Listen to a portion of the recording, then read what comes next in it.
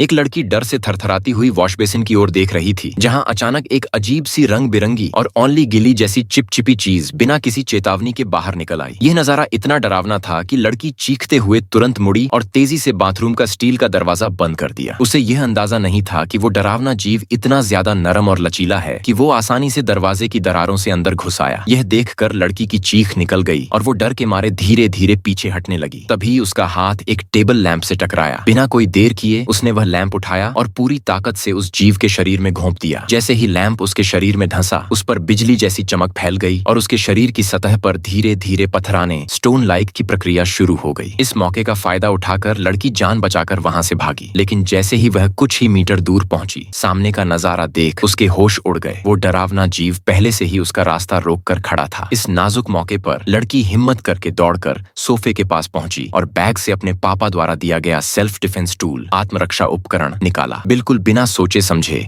उसने वो टूल उस जीव के शरीर में पूरी ताकत से घोंप दिया। एक जोरदार बिजली का झटका लगा और ऐसा लगा जैसे उस राक्षस को भी अब दर्द महसूस होने लगा हो। अब वह डरावना जीव खुद ब खुद उससे दूर हटने लगा, जैसे बचना चाहता हो। लड़की ने इसी मौके का फायदा उठाया और तेजी से वहां से निकल भागी। लेकिन जब वह लिफ्ट से निकलकर वहां से भागने ही वाली थी, वह जीव फिर से किसी परछाई की तरह लिफ्ट के दरवाजे की दरार से अंदर घुस आया और धीरे धीरे उसकी तरफ सरकने लगा। लड़की अब पूरी तरह डर से कांप रही थी और कुछ समझ ही नहीं आ रहा था कि क्या करे। वह सिर्फ अपनी आंखें बंद करके मौत का इंतजार करने लगी। लेकिन तभी ऐन वक्त पर लिफ्ट का दरवाजा खुल गया। जैसे ही होश आया, उसने तुरंत अपने पैर से लिफ्ट का बटन दबाया। वो डरावना जीव उसके बेहद करीब पहुंच चुका था, बस उसे पकड़ने ही वाला था। लेकिन सौभाग्य से लिफ्ट का दरवाजा समय रहते बंद हो गया। लड़की की जान बच गई। उसने मौत के मुंह से खुद को खींच निकाला।